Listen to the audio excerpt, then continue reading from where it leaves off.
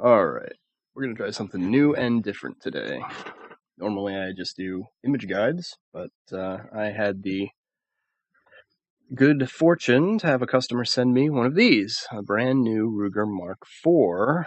This is the light version with a 2245 frame, and he was nice enough to let me rip it apart and do all kinds of unspeakable things to it on the inside.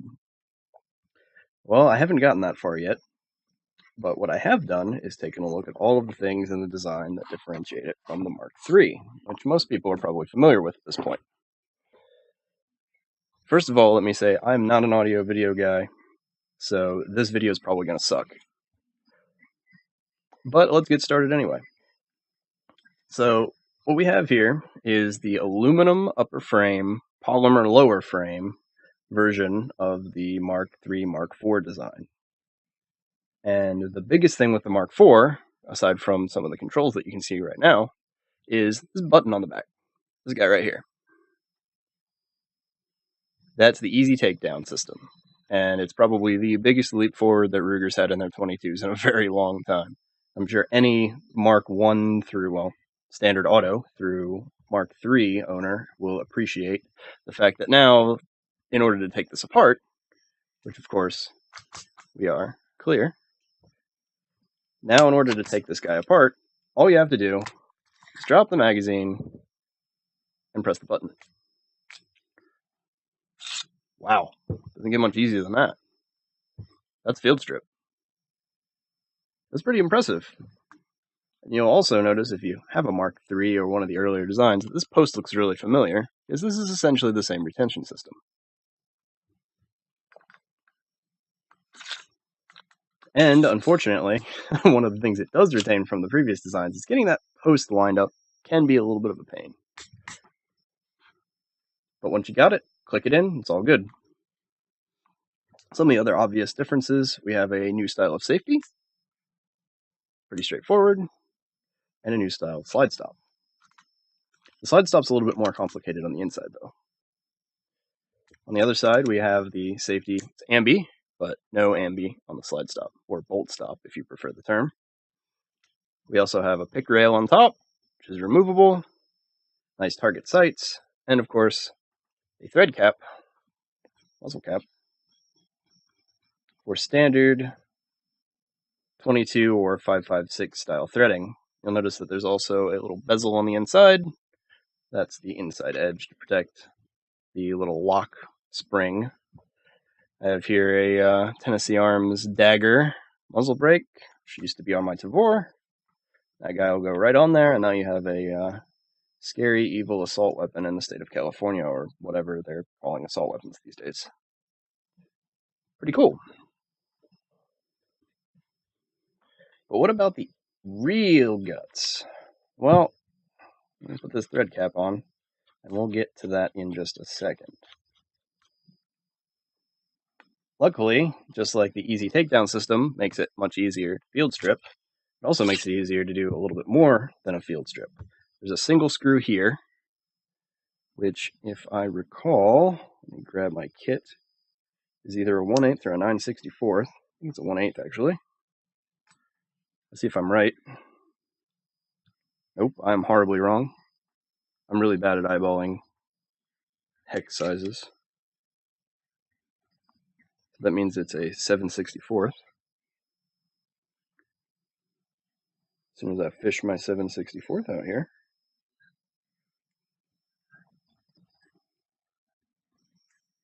And there we go.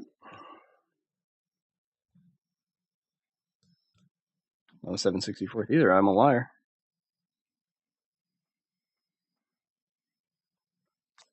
Ignore me. I don't know what I'm talking about, apparently. Alright, there we go, 3/32. That's the one, that's the number I was looking for.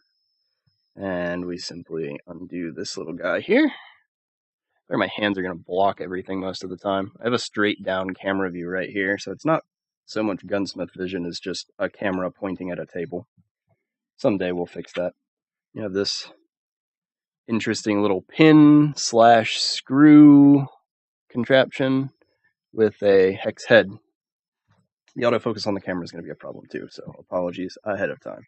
And then this just slides down and off, and you can see that it has a locking lug right here with an angled cut that fits into this little piece. I can get it on the camera. In here, this guy, which is a solid steel piece. At least I presume it's steel. Now we can see the guts, and the guts look pretty familiar to anybody that's taken apart a Mark II or a Mark III, particularly the Mark III. But there's a few changes in here. The trigger bar is the same. The trigger is basically the same. We also have the wonderful magazine disconnector, which is currently blocking. That's this piece way down in here, which is a different style than the previous ones. This guy right here, that's the magazine disconnect. And then on the inside, let's see if I can get a better view here. Our slide or bolt stop is a two-piece affair. Sorry for the blurry view, but it's this guy here where my finger's pointing. It's a two-piece where the outside lever is actually attached with a peg on the inside, and it cams this up and down, which unfortunately gives it a poor mechanical advantage, so it's a real pain in order to pull that thing down if you actually have an empty magazine. Although, that's not that big of a deal, I suppose. Otherwise, everything else on the inside is basically straight Mark III. We have the normal plunger down here. This back section is pinned in place with a single cross pin, and this whole assembly is spring-loaded. I can get a decent view, maybe you can see it. The lighting is terrible, I'm sorry. This whole thing slides back and forth as a latch. And the hammer is pretty similar. Everything else on the inside is basically Mark III. The shape of the safety doesn't really affect its function. It is on the inside basically just like a regular Mark III. But then we have an interesting little thing on this side. That guy right there. Big old plunger. This is a spring-loaded polymer plunger that only has one purpose as far as I can tell. And that is to expedite the magazine out of the magwell. This thing just shoots mags out. So if you had any problems with mags dropping free, the Mark IV just fixed them for you with the introduction of a big old spring-loaded plunger. And that's literally all it does. There's really no other purpose to it that I can find. So let's get into the insides. We don't really need to do anything with the upper. It's a tube. It's got a barrel in it. Very nice. See if I can get a... Oh, maybe I can't. You can kind of see it. A nice polished chamber. It's a stainless barrel on these, which is nice. You can see the silver in there inside the vent holes. There are 3 or 4 different styles of these uppers, by the way. They come in both black and gray, and this interesting bronze color, which I think is really nice looking. There are a couple special editions in different colors as well. Usually those are distributor exclusive, so being a little old guy in the woods, I can't get those. The bolt is pretty straightforward. This is just your normal Mark III style bolt. We've got the extractor on this side with its plunger behind it, which is a tailed plunger. We have the retainer and recoil system here. This just lifts right out, and the firing pin is down underneath of that, with a cross pin retaining it. I think all of those things you could probably find 100 different guides on how to take this bolt apart. It is incredibly straightforward. But this is where the meat is, right here.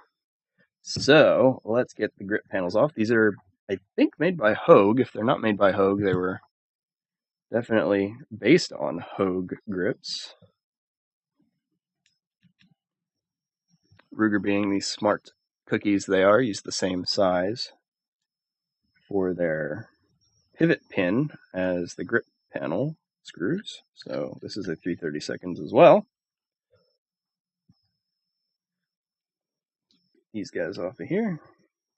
It's a nice rubbery grip panel. One of the problems, I used to own a Mark III a long time ago. One of the big heavy bull barrel ones, which made it kind of awkward.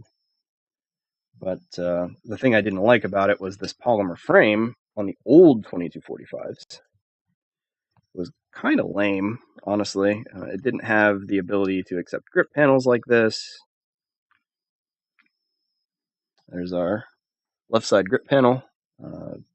Nothing fancy there. It is cut out on the underside for our safety, which you can see is rattling around like crazy right now because it's not really attached to anything. And this actually has a little tongue and groove on the backside. You can see right here. Hey, the light's actually helping me there. That tongue and groove goes into this slotted pin right here. That tongue and grooves right onto it. And that's your slide stop, or bolt stop, if you prefer the term. Of course, you have a giant message in the middle telling you don't over-tighten the grip screws because they are brass collets, serrated brass collets, molded into the polymer underframe. So if you over-tighten them, you're going to strip these out and you're going to have a bad day. But they're grip panels. Why would you be over-tightening them anyway? Flip it over and get the other ones out real quick. Although real quick, of course, in my case is never real quick. I'm not a very quick person.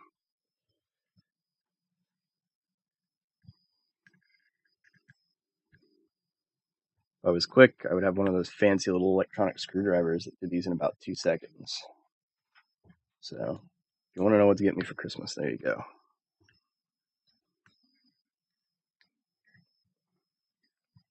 These are actually a little tighter than I was expecting, despite the giant warning. This one wants to stay in the grip panel for whatever reason.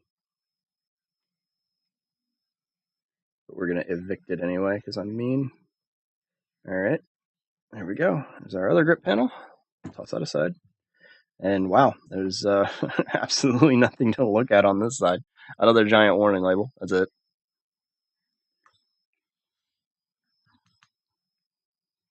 Alright, but basically this right here, with the addition of maybe some checkering or texturing, was the old 2245 frame. It was kind of miserable. Like, the grip panels were a really good addition, so good on Ruger for doing that. I think they started doing that about a year or two after I had already bought my original 2245. So this guy on the bottom, I presume, is simply a cross pin. Looks like a cross pin, so we're gonna start there. By the way, this is the first time I've ever taken one of these apart, so you get to learn with me.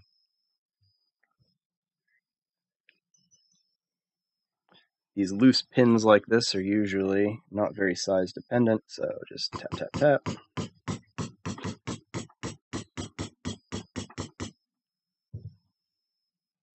There's our little plunger dealio. Got a cut. Get the light on it. There's a little shelf on it right there, so it retains it. Other than that, thumb here, make sure the spring doesn't go flying.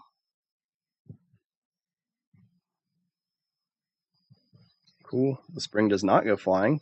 Thank you, Ruger. An excellent design decision.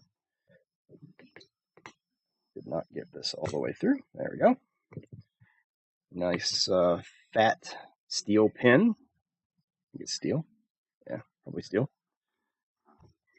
Forgot to get myself a little hand wipe cloth for this. And now down in here, there's a spring. There we go. Not much of a spring.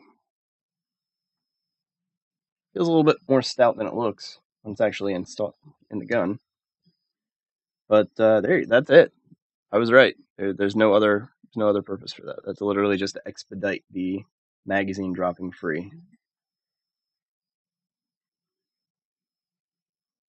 Kind of interesting. I don't think I've come across a modern gun that had that sort of a design to it.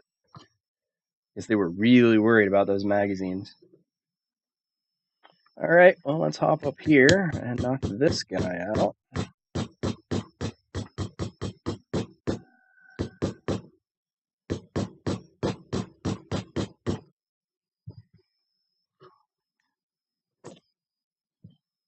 This whole mess should come out the back. Ooh, that's fun looking. All right, let's take a closer look at this. we have here 2 springs. They have little seats. It's very difficult to see, but they do have seats right down here. These guys. 2 little nubs sticking out. And here's our disassembly group. So we have 2 springs.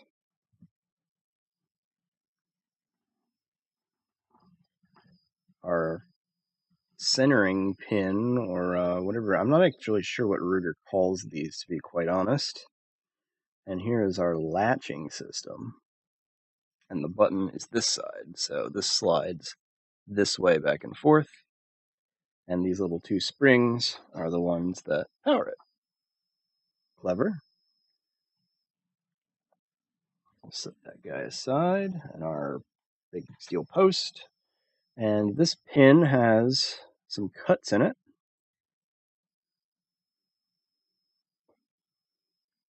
Doesn't seem like it's a pin that's single-sided at all, so no worries there. Got a long spring sticking down here. That seems to be powering something. Oh, there's something else that I forgot to mention earlier.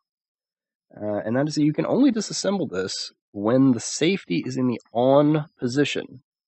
If you have the safety in the fire position, down, the button won't push in far enough, which is rather interesting. I'm not really sure I would consider that a safety feature, but, you know, it is what it is. We'll take this guy off the side while we're at it. Stuff aside because it's getting in the way. This one, however, much larger. Or much smaller head. My hex is a lot larger. So they switched it up on us. They gave us a very tiny, possibly 1/16 or, yep, it's gotta be a 1/16, I think. It sure is a 1/16. And oh boy, is it tight. That's not good.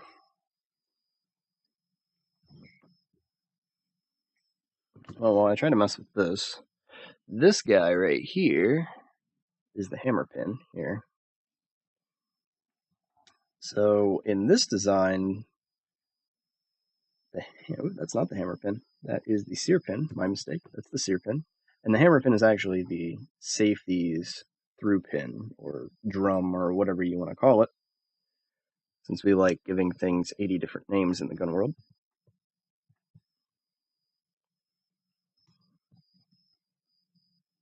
Alright, well this guy's not breaking loose. So I might be stuck here. I really don't want to hurt my customer's gun. So the disadvantage of taking loaner guns for this kind of thing is I don't want to break them.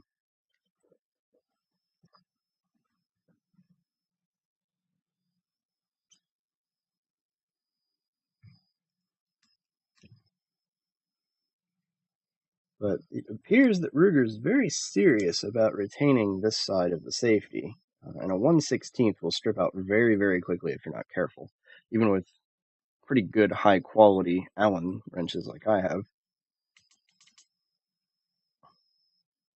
Well, on the flip side, you can, of course, remove the trigger pin here, pull that assembly out. The spring here for the slide stop, since this moves in the up and down direction, like so, is probably underneath this whole mess. So this assembly may actually be pinned in with the trigger pin. Well, great. I'm kind of stuck here. This needs to come out. This is the next logical step. There's no other way to do it. If you take the sear pin out, you're just going to end up with a sear that you can't get back in, particularly from this direction.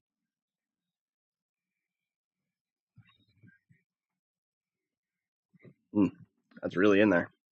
I really don't want to strip it out or bend anything.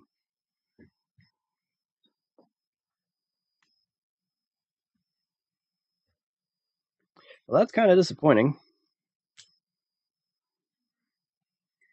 Unfortunately, not a whole lot more I can do.